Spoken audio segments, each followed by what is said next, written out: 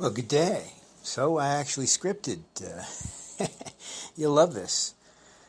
So it's a little unrelated. It's about language. It's about how we document this stuff, and it's a little bit of Canadiana. So, had a discussion. I was trying to explain to a fellow Canadian how weird Canada is for our bilingualism. We talk about English and French, and how weird it is. So I don't know what to start with. What I was actually trying to say, and I never got it to say, or what I think is. So we'll start with the funny weirdness, and then I'll explain what I was trying to say.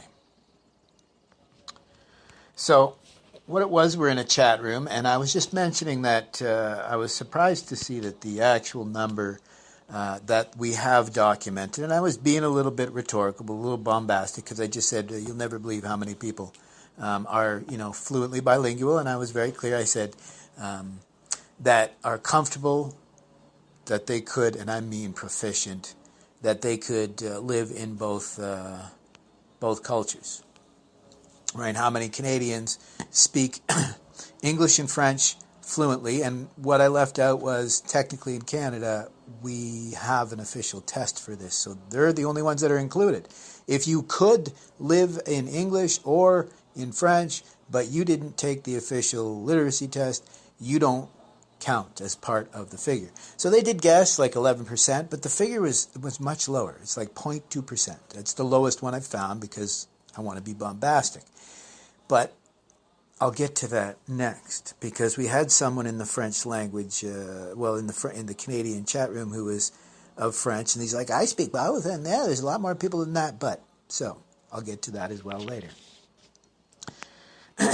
He listened to me saying that, having been bilingual, growing up, what I said is growing up in both languages. I spoke English and French out of the home equally.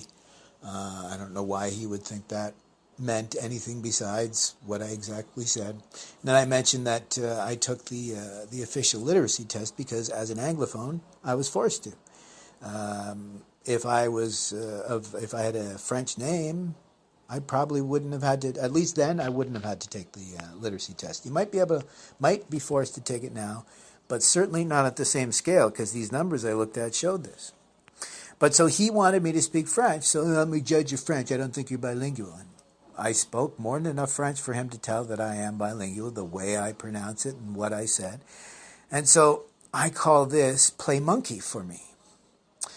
So speak French so I can judge you. But he kept saying, oh, it's not because I want to judge. I'm not judging you. Well, so what I always ask in French when they want me to play monkey and speak so I can judge your French, I always ask in French for them to ask me their questions in French. And I'll answer in both English and French. They invariably refuse. Why? Because their scenario, they can judge me no matter the quality of my French, which is what French people do to each other all the time. That's a separate thing. But the audience, unless they're French, are completely left out. But if he were to ask me, he or she asked me in French, not only does that show that I understand, but responding in both English and French shows comprehension and my capabilities in both languages. And the audience can judge for themselves. Now, the questioner can lie about what the question was, but at least it's not strictly their opinion on someone else's French, right? But there is a test for this. So it's not just someone's opinion, and it's called the official language test, which is what I passed. One of the few who even tried in my classes. So technically, and this is what's weird about Canada, technically, even if I forget my French, according to Canadian percentage, I am still tracked as bilingual. But the final hilariousness of it is playing parrot could easily be memorized phrases like so many polyglot YouTubers. I see this all the time, these YouTubers who pretend like they're actually speaking French, but they don't. So what am I talking about here? So in Canada, how many people, even though we talk about we're fluently bilingual, English and French, but how many people are fluently bilingual? How many people are actually able to live English or live in French just as easily. I'm not talking about people who can speak French. I'm not talking about people who speak English and some of the others. And here's what I was trying to get at. How few Canadians are fluent enough to live in either language, not just bilingual. Bilingual in Canada is strictly English and French. More specific, those who pass the official language tests. Those are given to Anglophone speakers always, but Francophone English speakers are not tested near to the same degree. Now let's consider Canadian population. How many are bilingual, but not English and French? Well, they don't count, because another language is not being counted here. They're bilingual, sure, and they may even speak English and French, but are they capable, comfortable enough truly to live in either English or French? Not fluent in both, and their third language. When we dig into the numbers and how the numbers are tracked and documented, we see a huge difference between bilingualism and not. Because here in Canada, what's weird is the only people really being tracked are the English speakers who learn French fluently and are documented as such. Because the French speakers aren't tested to the same degree for us to get a true gauge as to how many of them are fluent. And then it doesn't take into account confidence either. Right? Imagine how many are not confident. Because even for me, the weirdest thing for me is when I do speak French and get into the flow of things, I get told that I'm an old man. Right? I use old words that they don't use anymore. They're just strictly for literature. I mean, same as me not having patience for people that will pull these sorts of games. That must be my Gen X-ness, right? Life is too short. I can see you telegraph your silliness, and I don't have patience for it. But wow, I guess other people don't understand that. There's a difference between allowing someone to just waste everyone's time versus an attempt to truly try to get to the bottom and to try to understand something. That's what really drives me the most nuts. So that's why I say Canada. Our motto should be Canada. C'est bizarre. Because it's bilingual, and it truly is what we are. Because, final example I gave is this, two. One, the reason why my French has suffered is for two reasons. Once I joined high school, and I started taking some English classes during the day, I found out that I spoke English with a French accent and suffered from an incredible amount of discrimination that I didn't really realize until I was around these English kids who were honest and told me how the average Canadian views. Anyways, we won't go into that. I won't say average, but how some. So I worked hard to hide that French accent. So that meant speaking a lot more English, putting a lot more emphasis into that. Now, fast forward to today, the other problem is everywhere that I move in Ontario, when I speak French, having been taught Parisian French in school, I actually, they would switch to English. So as a result, I learned, like a joual, but then that joual doesn't fit with other people's accent, so they don't like my accent, or it's really weird. It's a French affect that they will criticize each other's accent no matter where they're from. I mean, a Parisian will criticize someone from Provence and certainly someone from North Brittany. But the real truth of it is it's near impossible to practice your French.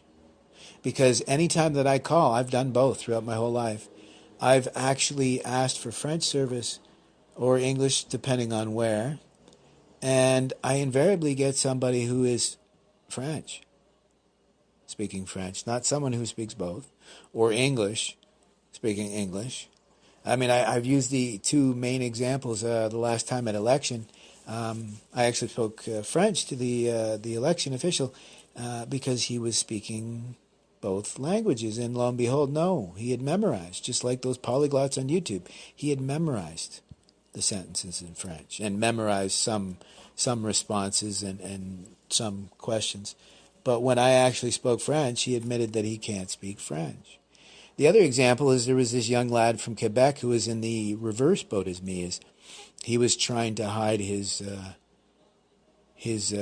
French accent, well, not reverse, I guess, but his English needed to be better for Ontario because he was getting treated so poorly. And this poor kid, and this is Canada is bizarre, this poor kid thought he was represented from coast to coast. But I got news for you, my good lad. If you're in BC, the chip bag might, as he said, yeah, my chip bag will be in French. Yeah, this was a completely separate kid who only spoke French. His English was terrible. I mixed the two of them up. And there was a kid who was trying to get his English better so he wasn't discriminated in Ontario, but he never got there, let's be honest, and he really did not like people in Ontario because of that. But this other kid who didn't speak English, and he thought he didn't need to, the reverse of that kid who realized he needed to speak a more proficient English to be accepted, he thought that he could just speak French here in Canada. Right? I've had friends who went to Quebec on a language exchange. Right? These are adults that lived with other adults for weeks so they could, improve their language. They're from Alberta. They might have been someone like me, originally from Ontario or Quebec, and they moved out to Alberta. But they asked the Quebec family to come out, and they're like, we can't. We'd have to go through too many English provinces, and we don't speak English. And they are at least knowledgeable enough that they're not going to find someone locally in the vast, vast majority of Canada that can speak French and help them out. They will not. I still regularly shock people with my level of confidence in French. You can make fun all you want.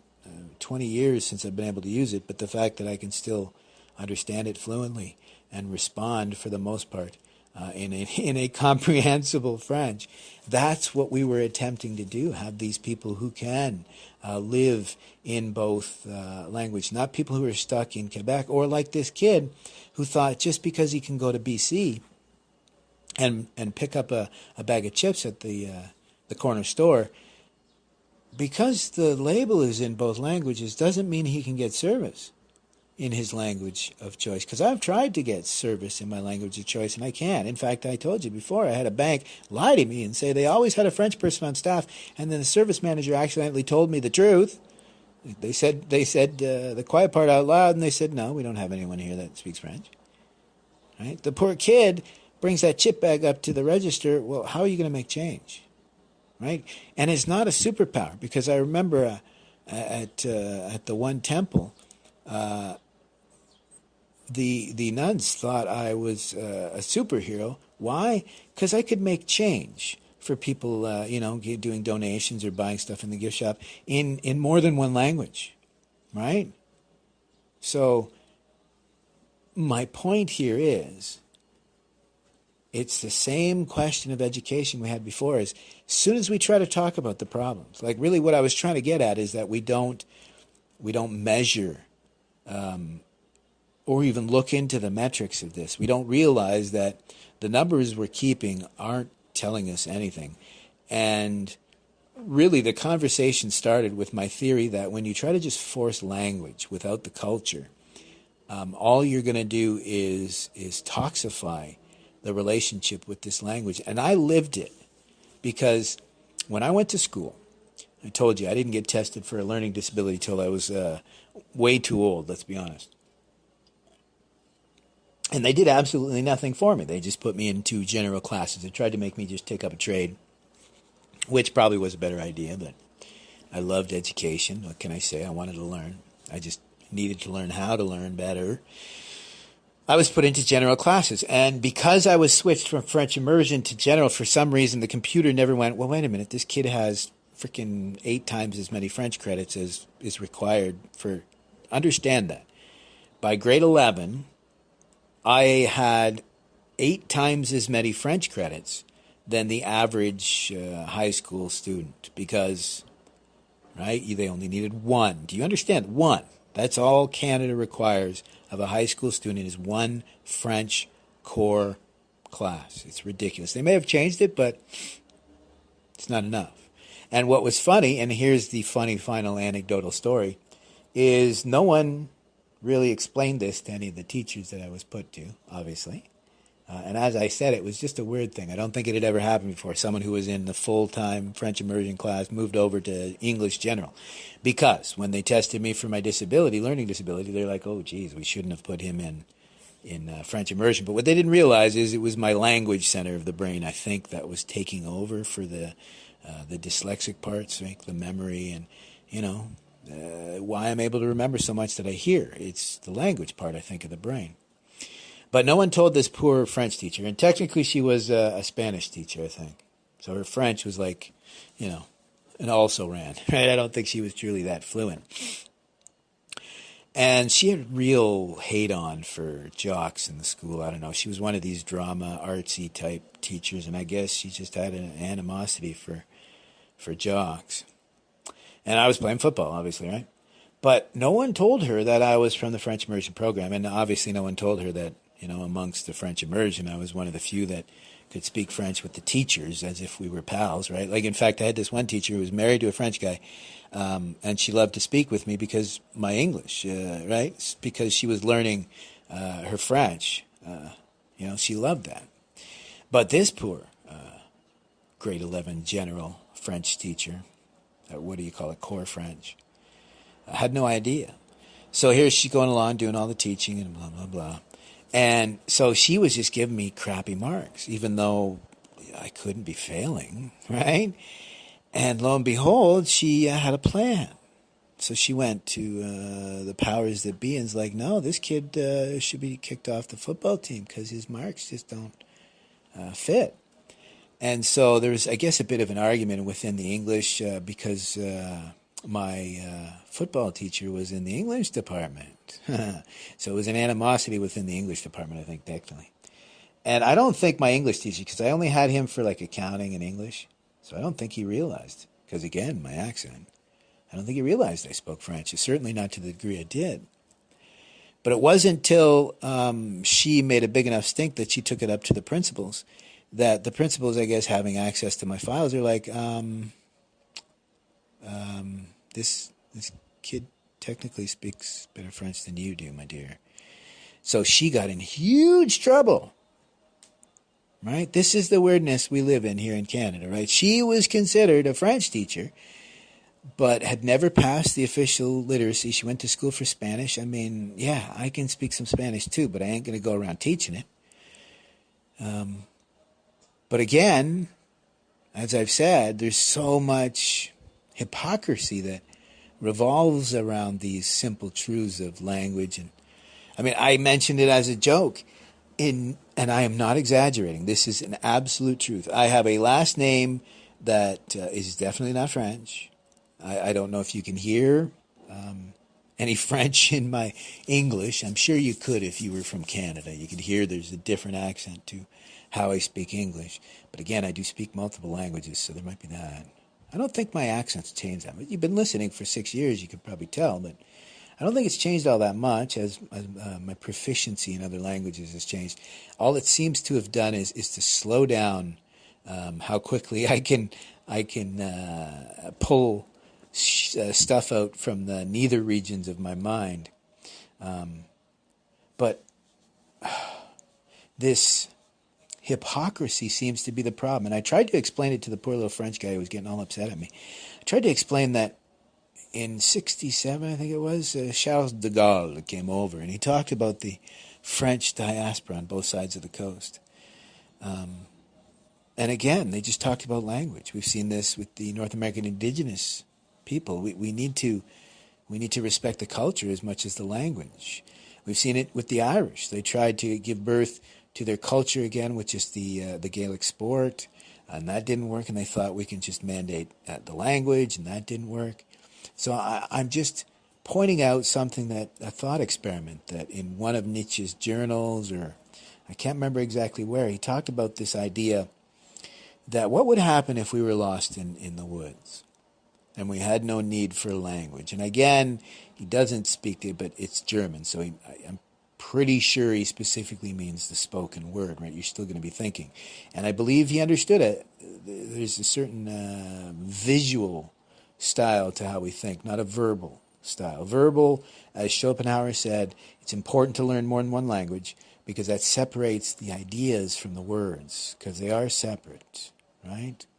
And I think a linguist, John McWhorter, hit this when he was talking about how only supremely, ridiculously complicated languages, they only exist when people learn them from from childhood, right? So you only know this. He talks about because kids are, and I think that might not be so true. I think anyone can learn an infinitely complicated language, but if it's all you have to express yourself, as Helen Keller said, then yeah, you'll learn this infinitely complicated language so you can express yourself.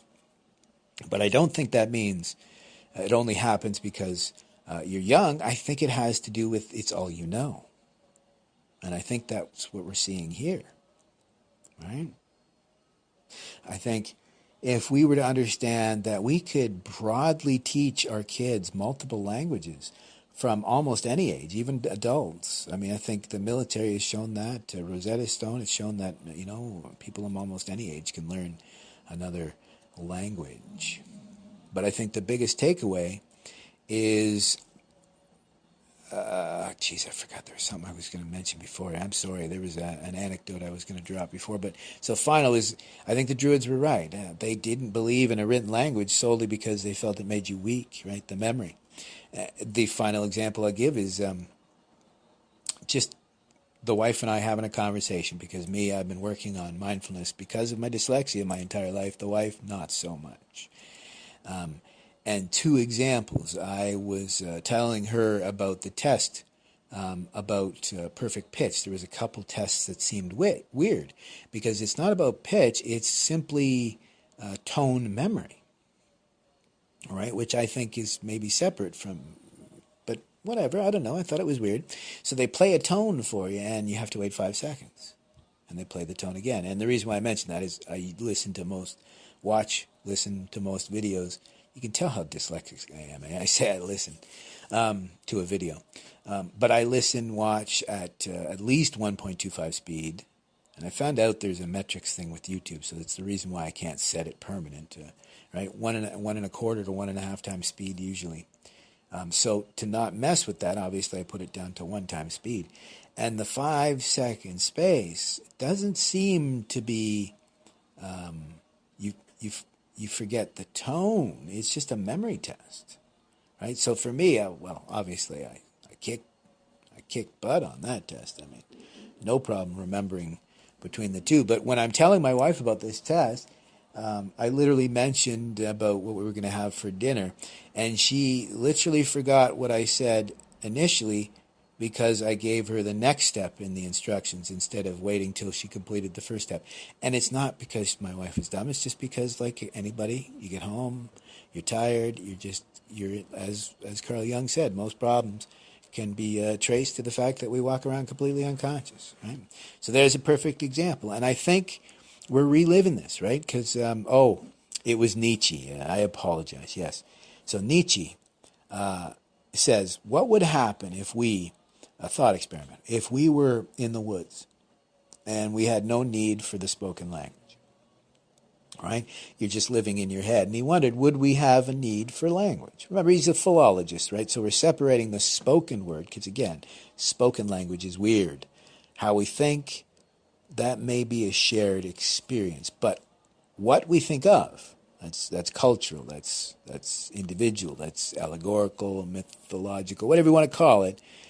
But how we think may be universal in the sense, yes, we're different. Some of us are more this way and that way. But the fact that language is a learned thing, thinking seems to be, there's an argument there that it could be a learned thing as well.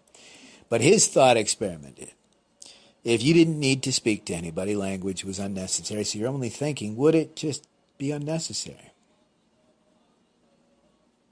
I mean, it's a great question.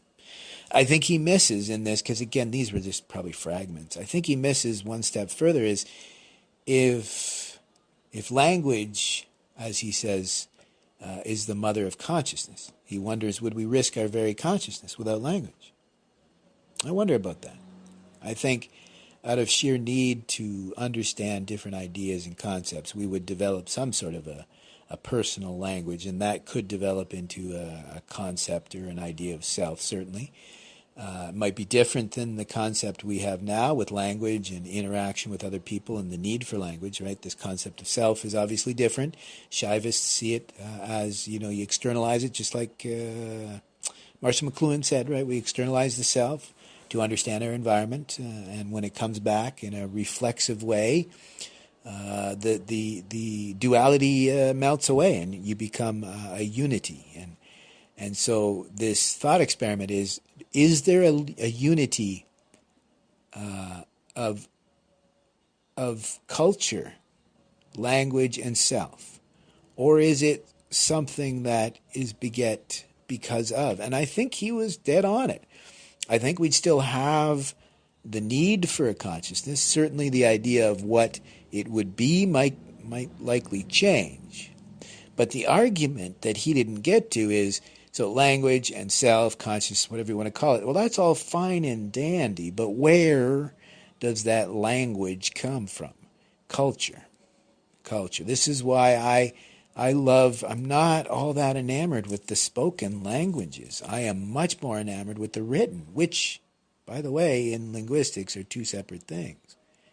I'm more enamored with the meanings, the messages, the ideas, the concepts, the ideas. It's how we. It's what Emerson said, and he never got into the linguistics of it. The difference between your experience and mine on the page is my ability to express it in language or in concepts, right? The experiences are personal, likely identical. Our ability to express it is mandatory. Because as Martin Buber said, as the Upanishad said, as Carl Jung said, there is no individuation, there is no know thyself, as the Greek Delphic oracle stated. There's no understanding of who or what we are without the other. Right? So I think Nietzsche was asking the wrong questions. First, without culture, would there be a need for language? Would it even be the same thing?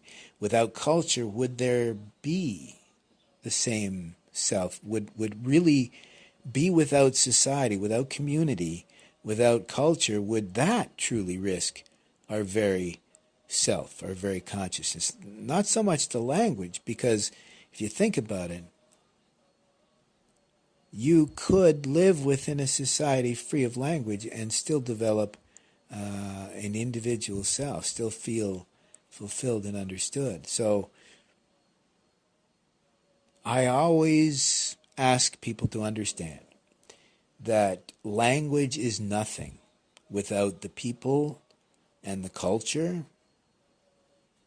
I mean, really, if you look at the history of language, you can either see it as 7,000 different languages or a couple different offshoots.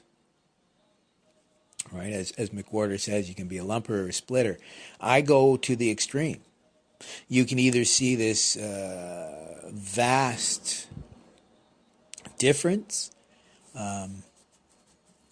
as being individuation, or you can see it as kind of like, I think, the illusion of the rose, right? If you look at a rose, it looks like a multifaceted object, right? All them folds and the twists and the turns, but really it's just, all connected together, kind of like an ice crystal or a slime mold. We are individuals, but working together. And we don't truly achieve our potential or even our individuation, ourselves, our understanding without this interconnectedness. I mean, we don't even have to be completely tied together. It's this individual string. I find it funny because Blavatsky used this idea called, she combined sutra and atman, what was it, sutratam or sutrat? It was meaning thread, threads or soul thread, And it's cool. I mean, I like the old storehouse, right? Alaya Vijnana, but you could call it a soul thread. And on that thread are these little bija, so think of them like a japamala, the little beaded bracelets. And each of those little beads are your little preferences of who you are and what you are and how you feel and how you think. And that's what a culture is, just in a macro scale. I love it because if you go back to some of the earliest Chinese, which gave birth to thousands of languages itself, the character bi is the household, but it's also the building block of the community, right? Then five B makes a group, and then the community, the village, the city, the province, the country, the world, right? This east and west mind that we've been talking about. The Eastern mind has it. Forget the individualization thing. We'll just talk about the holistic view. The Eastern mind sees the world through a holistic view. The Western mind sees it from a very selfish, what's in it for me perspective. Being bombastic and rhetorical, obviously, but if we were to see the fact that for our family to survive, everyone else's family has to, and it just rolls on from there, this butterfly effect that we claim to understand in the West, but we don't understand how it all goes together. And this is the fourth or fifth or sixth time we've been talking about this idea of how we value our culture, our language, our identity, how we move forward, how we heal, how do we live together. Well, that begins with us understanding that it's not just language, it's culture, and it's the individual, right? It's funny how it's also a trinity, that all of this needs to flow together. It's a gestalt, the German idea that it's more than the sum of its parts. Really, if you think about it, a culture is more than the people and its language, and its history, and its memory, and its current. It's more. A language, a culture, a person is more than their component parts, is more than their experience. Certainly hope so. Is more than their family, is more than their children, is more than what they do, is more what you got what I mean. But I digress. Aaron Gobra.